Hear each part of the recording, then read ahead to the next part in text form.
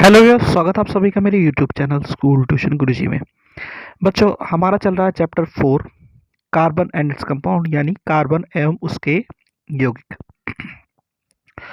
तो बच्चों, आज हम उसमें करने वाले हैं आपके chemical properties of carbon compound, यानी कार्बन के रासायनिक गुणधर्म। बच्चों, मिड टर्म में और आपका जो प्री बोर्ड हुआ है अभी, उसमें आपको कई सारे क्वेश्चन इससे रिलेटेड मिले होंगे। मेनली आपको जो प्री बोर्ड हुआ है उसमें आपका क्वेश्चन था एडिशन रिएक्शन का, ऑक्सीडेशन का। तो इसमें से आपके 2 नंबर और 3 नंबर के सवाल बनते हैं बच्चों, तो इसलिए इसे ध्यान से समझेंगे। इसमें सबसे पहली चीज जो आती है वो आती है बच्चों कंबशन, जिसे हम दहन बोलते हैं, सामान्यतः दहन के तौर पे बोल देते हैं।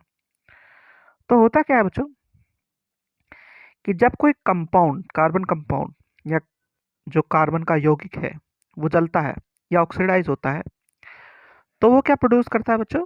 CO2, H2 और हीट एंड लाइट प्रोड्यूस करता है, यानी कार्बन डाइऑक्साइड, पानी, ऊष्मा एवं प्रकाश, ये वो रिलीज करता है, प्रोड्यूस करता है।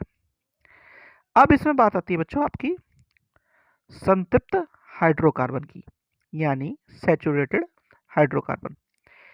ये जो होते हैं बच्चों, जब जलाए जाते हैं और ऑक्सीजन की प्रचुर मात्रा होती है इसमें, जब जलते हैं ये, तो ब्लू फ्लेम जो कि गुड होती है वो दिखती है, यानी कि सबसे आसानी से जो जलते हैं, अच्छी तरीके से जलते हैं, वो नीली ज्वाला तथा वायु की सीमित आपूर्ति में, अगर वायु की सीमित आपूर्ति हो जाए, यानी थोड़ी कम हो जाए सप्लाई एयर की, तो येलो सोटी फ्लेम के साथ, लिमिटेड सप्लाई ऑफ एयर के साथ जलते हैं बच्चों।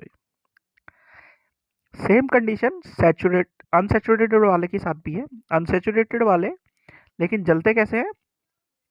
जो सूट स्मेल है, यानी येलो फ्लेम के साथ ही जलते हैं बच्चों। फिर आपने देखा होगा कोयला and petrol, coal and petroleum की अगर बात करें, तो ये क्या करते हैं बच्चों? जब ये जलते हैं तो सल्फर और नाइट्रोजन के ऑक्साइड्स को निकालते हैं, ठीक है, जो कि रेस्पॉन्सिबल है आपके एसिड रेन में बच्चों, यानी अम्लीय वर्षा के लिए उत्तरदायी कारकों को बताते हैं बच्चों। फिर आता है बच्चों आपका ऑक्सीडेशन, यानी ऑक्सीकरण। इसमें बेसिकली होता क्या है बच्चों? हम एक क्षारकीय या एक अम्लीय, यानी क्षारकीय पोटेशियम परमैंगनेट या फिर अम्लीय पोटेशियम ट्राइक्रोमेट का उपयोग करते हैं। अब जब इसका उपयोग करते हैं तो होता क्या है कि ये एल्कोहल को कार्बोक्सिलिक एसिड में कन्वर्ट कर देता है, ऑक्सीडाइज करके। और ये क्या है? ये ऑक्सीडाइजिंग एजेंट है, यानी इस रिएक्शन में ये ऑक्सीडाइजिंग एजेंट है, और इनके फलस्वरूप ही क्या होता है? एल्कोहल का ऑक्सीकरण होकर के कार्बोक्सिलिक अम्ल उत्पन्न होता है बच्चों।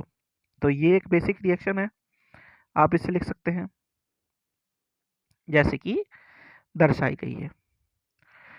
फिर आती है बच्चों आपकी एडिशन रिएक्शन, जो कि आपकी ऊपर वाली और ये वाली ऑक्सीकरण और संकलन अभिक्रिया पूछी गई थी।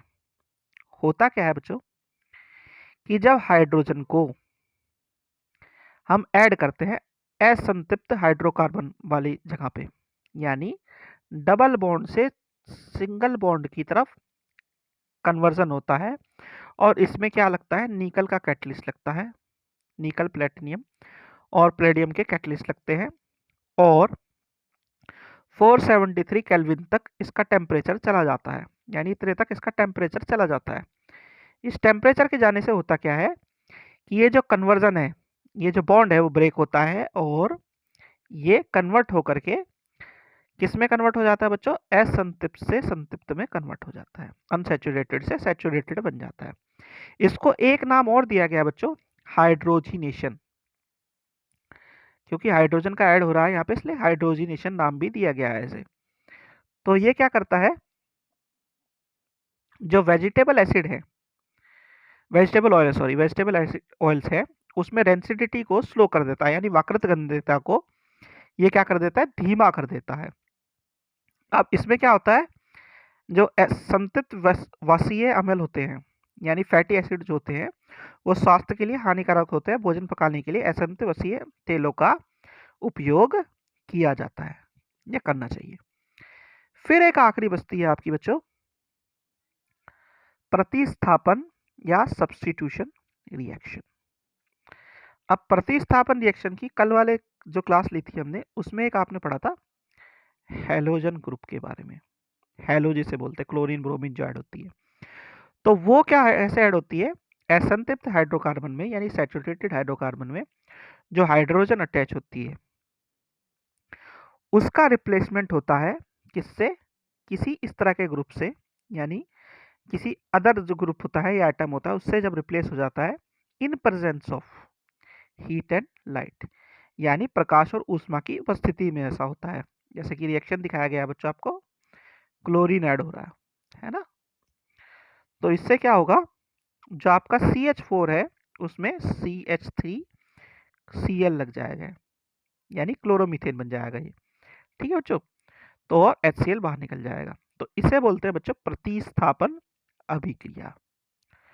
तो बच्चों ये थे कुछ बेसिक रिएक्शन जो कि प्रॉपर्टीज शो करती थी किसकी बच्चों, कार्बन और उसके यौगिकों की, यानी केमिकल प्रॉपर्टीज ऑफ कार्बन को शो कर रही थी ये 3-4 रिएक्शन आपकी, और ये रिएक्शन इंपॉर्टेंट है बच्चों, पूछी जाती है। तो बच्चों आज की वर्कशीट और क्लास यही खत्म करते हैं। आशा करता हूँ आपको वीडियो अच्छी लगी होगी। अगर वीडियो अच्छी लगी हो तो चैनल को सब्सक्राइब करें, वीडियो को लाइक करें, शेयर करें। Thank you.